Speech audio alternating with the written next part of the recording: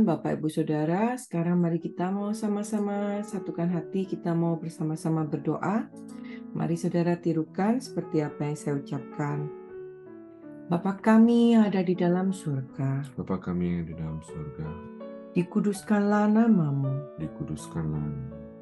datanglah kerajaanmu, Datanglah kerajaanmu, jadilah kehendakmu jadilah kehendakmu di bumi ini di bumi ini seperti di dalam surga. seperti di dalam surga.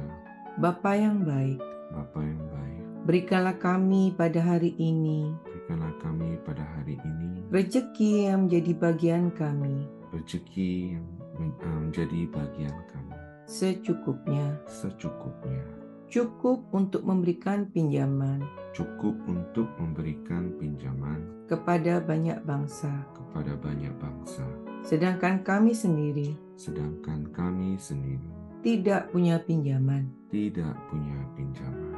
Cukup untuk Cukup untuk menjadi saksi Tuhan, menjadi saksi Tuhan, mulai dari Yerusalem, mulai dari Yerusalem, Yudea, Yudea, Samaria, Samaria, sampai ke ujung-ujung bumi. sampai ke ujung-ujung bumi. Cukup untuk Cukup untuk menjadikan semua bangsa menjadikan semua bangsa murid Kristus, murid Kristus, membaptis mereka membaptis mereka dalam nama Tuhan Yesus. dalam nama Tuhan Yesus. Terima kasih Bapa Terima kasih Bapa untuk rezeki yang secukupnya, untuk rezeki yang secukupnya, dan ampunilah dosa-dosa kami, dan ampunilah dosa-dosa kami, ampunilah kesalahan kami, ampunilah kesalahan kami, seperti kami pun seperti kami pun mengampuni mengampuni orang-orang yang bersalah kepada kami. orang-orang yang bersalah kepada kami. Dan jangan masukkan kami ini Dan jangan masukkan kami ini ke dalam ke pencobaan, dalam pencobaan, tetapi bebaskanlah kami tapi bebaskanlah kami dari segala yang jahat. dari segala yang jahat. Sebab Engkaulah Sebab Engkaulah yang empunya empunya kerajaan, kerajaan, kuasa, kuasa, dan dan kemuliaan kemuliaan sampai selama-lamanya. sampai selama-lamanya. Di dalam nama Tuhan Yesus, Dalam nama Tuhan Yesus, kami sudah berdoa. kami sudah berdoa. Amin. Amin. Mari Bapak Ibu sekalian, kita dengan secara bersama-sama membacakan Mazmur 91 ini. Kita berkata, mati dan hidup dikuasai oleh lidah, siapa suka menggemakannya akan memakan buahnya. Dan iman timbul dari pendengaran akan firman Tuhan. Dengan suara yang keras dan semangat di tempat kita masing-masing, mari kita membaca ini bersama-sama. 1, 2, 3. Orang yang duduk dalam lindungan yang maha tinggi dan bermalam dalam naungan yang maha kuasa akan berkata kepada Tuhan, tempat perlindunganku dan kubu pertahananku, Allahku yang kupercayai. Sungguh Tuhanlah yang akan melepaskan aku dari jerat penangkap burung dan dari penyakit sampar yang busuk. Dengan kepaknya Tuhan akan melindungi aku, di bawah sayapnya aku akan berlindung. Kesetiaan Tuhan ialah perisai dan pagar tembok. Amin, amin, amin. Aku tak usah takut terhadap kedahsyatan malam, terhadap panah yang terbang di waktu siang, terhadap penyakit sampar yang berjalan di dalam gelap, terhadap penyakit menular yang mengamuk di waktu petang. Walau 1.000 orang rebah di sisiku dan 10.000 di sebelah kananku, tetapi itu tidak akan menimpa aku. Aku hanya menontonnya dengan mataku sendiri dan melihat pembalasan terhadap orang-orang fasik. Sebab Tuhanlah ialah tempat perlindunganku, yang maha tinggi telah kubuat tempat perteduhanku. Amin, amin, amin. malapetaka tidak akan menimpa aku, dan tulah tidak akan mendekat kepada kemahku. Sebab malaikat-malaikat Tuhan akan diperintahkan oleh Tuhan kepadaku untuk menjaga aku di segala jalanku. Para malaikat Tuhan akan menatang aku di atas tangannya, supaya kakiku jangan terantuk kepada batu. Singa dan ular teduh akan aku langkahi, aku akan menginjak anak singa dan ular naga. Sungguh, hatiku melekat kepada Tuhan, maka Tuhan akan meluputkan aku. Tuhan akan membentengi aku, sebab aku mengenal nama Tuhan. Bila aku berseru kepada Tuhan, Tuhan akan menjawab. Tuhan akan menyertai aku dalam kesesakan. Tuhan akan meluputkan aku dan memuliakan aku. Dengan panjang umur akan Tuhan kenyangkan aku, dan akan Tuhan perlihatkan kepadaku keselamatan daripadanya. Haleluya. Amin, amin, amin. Bapa, kami mengucap syukur Tuhan untuk pagi hari ini. Kami mau mencari kerajaan-Mu dan kebenaran-Mu terlebih dahulu. Kami mengucap syukur Tuhan, pada saat ini kami boleh berkumpul bersama-sama dengan anak-anak-Mu Tuhan. Kami siap Tuhan untuk mendengar firman-Mu. Kau urapi Tuhan, Evangelis Nika Anderson yang akan membagikan firman-Mu ya Tuhan. Urapi beliau, biarlah apa yang keluar dari mulut beliau Tuhan boleh memberkati kami semua. Kami boleh duduk, diam, mendengar, dan juga menjadi pelaku firman-Mu. Terima kasih Tuhan. Di dalam nama Yesus kami doa. Semua yang percaya katakan amin, amin, amin. Semuanya salam revival, salam kebangkitan. Senang sekali kita boleh bertemu lagi di pagi hari yang indah ini. Dapat salam dari Pastor Yongki. Pastor Yongki dan Ibu Yongki, saya baru dapat kabar kalau beliau sudah sampai di Surabaya. Terima kasih untuk Bapak Ibu yang mendoakan beliau yang sudah selamat sampai di Indonesia. Hari ini kita akan bersama-sama dilayani dan diberkati oleh Saudari Nika Anderson. Kita mau mendengar firman Tuhan, mencatat dan juga menjadi pelaku. Waktu dan tempat saya berikan kepada Saudari Nika. Silakan. Terima kasih waktu-waktunya untuk William and Cecil, juga untuk Bapak, Ibu, Saudara-saudari yang terkasih di dalam Tuhan. Pada hari ini kita akan membuka bersama-sama di dalam Amsal 17 ayat 22. Mari kita baca bersama-sama. Amsal 17 ayat 22. Oke, hati yang gembira adalah obat yang manjur, tetapi semangat yang patah mengeringkan tulang. Sekali lagi ya, hati yang gembira adalah obat yang manjur, tetapi semangat yang patah mengeringkan tulang. Di sini dikatakan hati yang gembira adalah obat yang manjur. Tuhan mau kita semua ini memiliki hati yang gembira. Tuhan selalu merancangkan yang baik buat kita semua. Tidak ada rancangan kecelakaan di dalamnya. Amin. Tetapi bagaimana supaya kita ini bisa melakukan firman ini? Bagaimana supaya kita ini, hati kita ini bisa bergembira. Sehingga kita mendapatkan tadi obat yang manjur. Tentunya kita ini harus mengusahakannya. Nggak bisa kita sekedar membaca firman, tetapi kita tidak melakukannya, kan tidak terjadi apa-apa. Amin. Jadi kita harus melakukannya. Hati yang gembira. Dan memang tidak mudah. Mungkin kita bisa berkata, kalau keadaan kita baik, tidak ada hutang, diberkati, semuanya baik, semuanya tersedia. Mungkin kita bisa berkata, hati kita ini bergembira. Kita melihat anak-anak kita happy, kita memiliki keluarga yang berbahagia. Tetapi banyak memang kita melihat di luar sana, kita sering mendengar berita-berita, menyaksikan bukan hal yang baik, tetapi sebaliknya, hal yang tidak baik.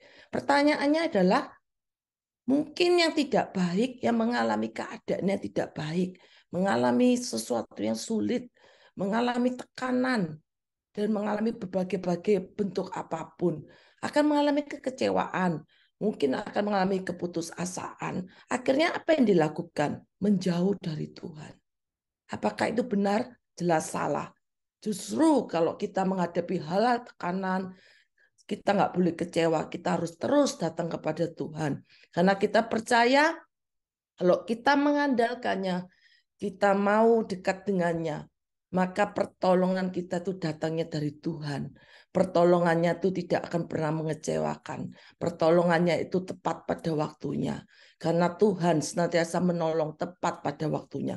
Bahkan Rasul Paulus mengatakan di dalam Filipi 4 ayat keempat, bersukacitalah senantiasa dalam Tuhan.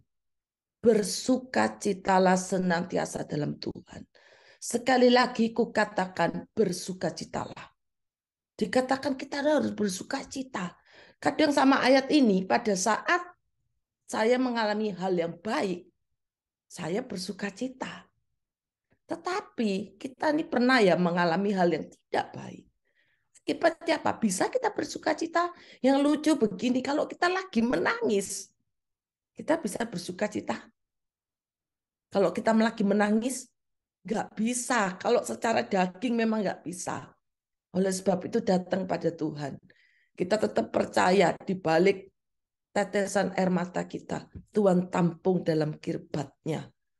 Tuhan akan memulihkan, kita akan bersorak-sorai. Jadi perkatakan itu. Mungkin secara manusia saat kita menangis, kita sedih, kita nggak bisa saat itu langsung bersukacita. Nggak bisa. Jadi kadang firman Tuhan ini dikatakan bersukacitalah senantiasa dalam Tuhan. Jadi tidak ada kata kecuali, nggak ada. Kita suruh bersukacita terus. Bagaimana kita bisa bersukacita kalau kita lagi nangis? Nggak bisa kan? Ada yang bisa bersukacita kalau lagi nangis? Nggak mudah hal itu terjadi. Kita lagi susah, gimana mau bersukacita? Tetapi tetap kita percaya janji Tuhan. Janjinya tuh ya dan amin. Jadi tetap katakan, Tuhan, saya percaya nanti saya akan bersukacita Tuhan. Berikan aku damai sejahtera, berikan aku kekuatan. Amin. Dikatakan supaya kita memiliki hati yang gembira adalah obat yang manjur. Tema Tuhan pada hari ini kita akan membahas firman-Nya yang bertema dengan obat yang manjur. Firman Tuhan ini harus kita ingat selalu ya. Jadi kalau kita sering baca firman, kita mendengarkan firman Tuhan, maka kalau kita menghadapi tekanan, menghadapi apapun, kita ini mudah melakukan firman Tuhan. Tetapi kalau kita tidak pernah mendengar firman Tuhan, kita tidak pernah membaca firman Tuhan, kita tidak pernah ke gereja, atau nanti muncul kalau hari Natal, kita tidak mendengar firman Tuhan, kita tidak melakukannya. Sehingga saat kita menghadapi tekanan apapun, akhirnya kita goyah. Akhirnya kita kecewa karena tidak mendapatkan apa yang kita inginkan. Kekecewaan terjadi karena kita tidak mendapatkan apa yang kita inginkan.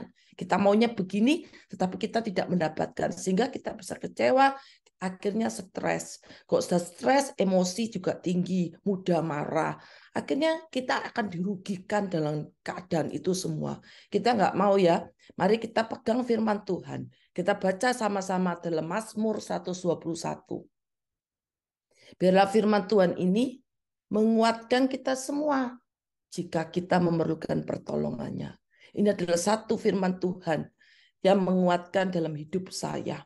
Kalau saya menghadapi tekanan, kalau saya menghadapi sesuatu yang tidak baik, maka saya teringat firman Tuhan ini. Mazmur 121, mari kita baca bersama-sama. Tuhan penjaga Israel. Nyanyian Siara ayat 1.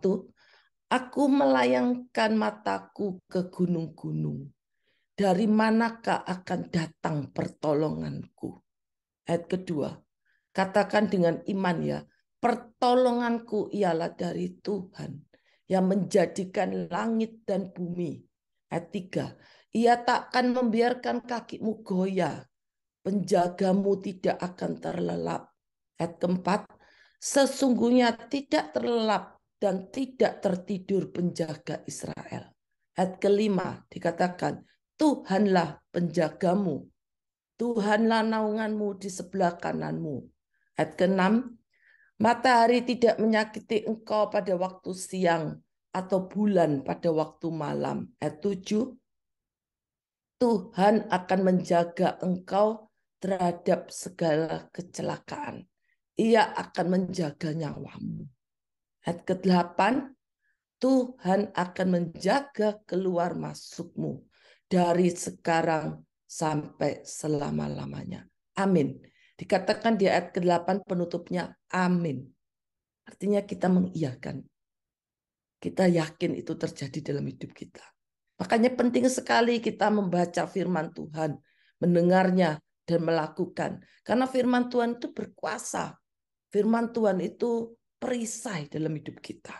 Seperti kita berperang, hidup ini adalah peperangan. Saat kita berperang, firman Tuhan itu lah yang menjadi perisai dalam hidup kita. Firman Tuhan itu yang menjadi kekuatan dalam hidup kita. Kalau kita kuat di dalam firman Tuhan, kita bisa berdiri teguh, kita bisa kuat, kita bisa mengalahkan segala apapun yang ada di sekitar kita. Karena kita percaya pertolongan kita datangnya dari Tuhan yang Maha Tinggi, pencipta langit dan bumi. Amin. Jadi tidak ada kata lain kita berkata, kita kecewa, atau kita marah, kita emosi, kita yang rugi. Kita akan mengalami hal-hal yang akan merugikan kita. Sehingga kita tidak memiliki pengalaman bersamanya. Tuhan mau kita memiliki pengalaman bersamanya. Tuhan mau kita melakukan firman-Nya, bukan sekedar mendengar atau membaca. Tetapi Tuhan mau kita melakukan firman-Nya. Baca firman Tuhan. Perkatakan firman Tuhan. Maka itu yang terjadi dalam hidup kita. Amin. Mari kita juga pelajari di dalam Yohanes 4 ayat 46 sampai ke 54. Di situ perikopnya adalah Yesus menyembuhkan anak pegawai istana.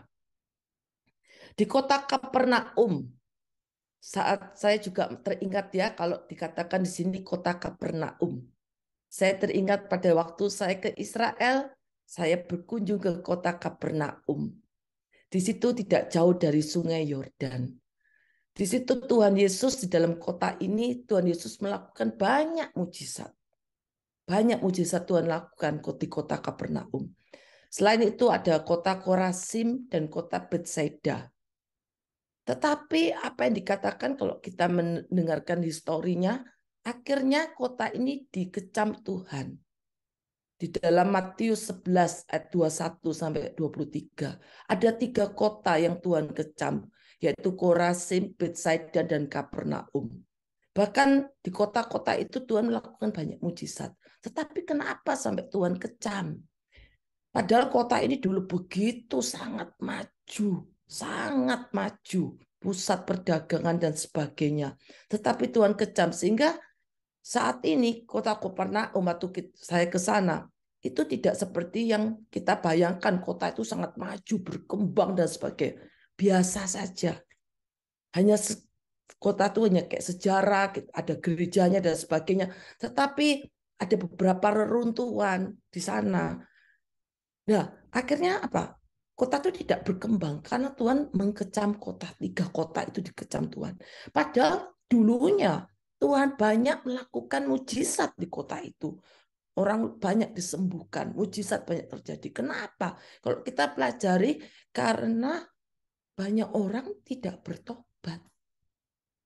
Jadi sudah mendengar, melihat, bahkan sampai menyaksikan, tetapi tidak bertobat, yaitu melakukan kesalahan-kesalahan yang sama, yaitu tidak menyenangkan hati Tuhan, tetapi mendukakan hati Tuhan. Sehingga kota itu dikecam. Dan kalau di dalam Yohanes 4 ini cuma dikatakan ayat 46 sampai 54. Di situ dikisahkan bahwa Tuhan Yesus itu setelah melakukan mujizat pertama, yaitu air menjadi anggur di Kana di Galilea, di sini adalah mujizat selanjutnya. Di situ ditemukan ada seorang pegawai istana, anaknya sedang sakit. Di situ diceritakan, waktu dia mendengar bahwa Tuhan Yesus telah datang dari Yudea ke Galilea, dia tuh pergi kepada Tuhan Yesus di ayat 47 ya. Terus meminta supaya ia datang menyembuhkan anaknya ini sebab hampir mati. Di ayat 48 dikatakan, jika kamu melihat tanda dan mujizat, kamu tidak percaya jika kamu tidak melihat tanda.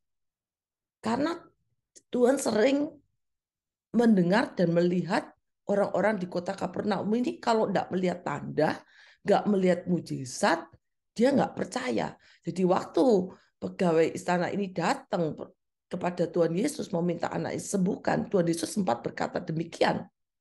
Jika kamu tidak melihat tanda dan mujizat, kamu tidak percaya. Akhirnya di ayat 9, pegawai istana itu berkata kepadanya, Tuhan datanglah. Jadi memohon, sebelum anakku mati. Dia minta Tuhan itu datang. Dikatakan di ayat ke-50, kata Yesus kepadanya, pergilah, anakmu hidup. Tuhan mau ngetes, mau lihat hatinya orang ini. Pergilah, anakmu hidup. Orang itu percaya, puji Tuhannya percaya ya. Akan perkataan dikatakan Yesus kepadanya lalu pergi. Bayangkan kalau tadi dia tidak percaya, pasti tidak terjadi mujizat. Di situ Tuhan menekankan, di situ pergilah anakmu hidup. Dan dia pergi, dan dia percaya. Maka saya percaya mujizat pasti terjadi. Akhirnya di ayat 51 kita pelajari, ketika ia masih di tengah jalan, hamba-hambanya itu sudah datang kepadanya dan berkata, memberikan kabar bahwa anaknya itu masih hidup. Akhirnya dia ingat, oh iya, jam berapa ya waktu anaknya itu sembuh? Akhirnya ditanyain, kemarin siang pukul 1 demamnya hilang. Maka teringatlah dia bahwa pada saat itu dia lagi berbicara kepada Tuhan Yesus dan berkata, anakmu hidup. Jadi pada waktu Tuhan Yesus mengatakan anakmu hidup, dengan posisinya waktu itu bertemu Tuhan Yesus, anaknya itu sudah hidup karena imannya, sehingga menyelamatkan anaknya itu, sehingga anaknya itu hidup. Jadi di cross check sama hamba-hambanya itu, tepat jam 1, oh berarti itu pas pada waktu aku berbicara pada Tuhan Yesus dan Tuhan mengatakan anakmu hidup. Dan itulah tanda kedua yang dibuat Tuhan Yesus ketika ia pulang dari Yudea ke Galilea. Ya puji Tuhan ya, kita harus memiliki iman percaya. Karena kita percaya pertolongan kita tuh datangnya dari Tuhan. Jangan pergi ke dukun. Jangan pergi ke orang pintar. Sering saya dengar di Indonesia, bahkan masih ada hubungan saudara jauh di Indonesia. Kayak tante yang jauh gitu ya. Itu masih percaya sama orang pintar. Datangnya ke orang pintar. Ada teman dari tante saya kasih cerita, dia datang ke orang pintar. Dikatakan orang pintar tuh bilang, kumpulkan uangmu. Dia kan habis hasil jual rumah. Kumpulkan hasil jual rumahmu. Di dalam kamar tertutup. Justru tutup selimut. Dan dikunci. Kamu nggak boleh masuk rumahmu sampai besok. Nanti pada saat kamu datang, uangmu tuh lebih banyak lagi. Akhirnya dikatakan dia percaya begitu saja. Akhirnya dia kunci itu. Terus kuncinya tuh diserahkan ke orang pintar itu tadi. Apa yang terjadi besok? Ya lucu juga. Saya nggak ngerti gimana cara pikir orang temannya tante saya itu. Akhirnya dibuka, ya di dalam selimut nggak ada uangnya. Habis. Jadi hasil penjualan rumah itu habis karena mendengar orang pintar. Jadi jangan datang ke manusia, cari pesugihan, cari apapun, percaya hal-hal yang manusia ciptakan. Datang kepada Tuhan yang menciptakan langit, bumi beserta isinya. Mazmur 121 dikatakan Tuhanlah penjaga Israel, tidak akan menyakitimu. Tuhan yang menolong engkau, Tuhan yang membebaskan engkau dari segala apapun. Jadi percaya, bersama Tuhan kita pasti menang. Amin. Nah, kunci untuk mendatangkan pertolongan yang tadi dikatakan berani datang kepada Tuhan Yesus. Sehingga di dalam Matius 7 ayat 7-8 dikatakan, mintalah maka akan diberikan kepadamu, carilah maka kamu akan mendapat, ketoklah maka pintu akan dibukakan bagimu. Karena setiap orang yang meminta menerima, dan setiap orang yang mencari mendapat, dan setiap orang yang mengetok baginya pintu dibukakan. Amin. Jadi berani datang pada Tuhan Yesus. Rendahkan diri dan beriman. Jadi kalau nggak punya iman, nggak memberanikan diri, nggak terjadi apa-apa. Jadi jangan menyalahkan Tuhannya. Karena kita tidak bertindak. Kita perlu bertindak, melakukan bagian kita. Yang ketiga, kita berani berkorban. Bayar harga, waktu, dan tenaga. Tadi pegawai istana tuh datang kepada Yesus, melakukan perjalanan, menyediakan waktu, tenaganya untuk datang kepada Tuhan Yesus. Berani berkorban. Dan yang keempat, berani bersaksi. Sehingga di ayat 53 terjadi pertobatan. Akhirnya dia dan seluruh keluarganya menjadi percaya dan bertobat. Karena apa? Berani bersaksi. Saya percaya dia akan bersaksi dengan keluarganya bahwa anaknya ini sembuh pada waktu dia bertemu Tuhan Yesus. Tuhan Yesus menyuruh dia pergi, tetapi dia percaya dengan imannya. Maka terjadi kesembuhan. Padahal anaknya itu sudah hampir mati.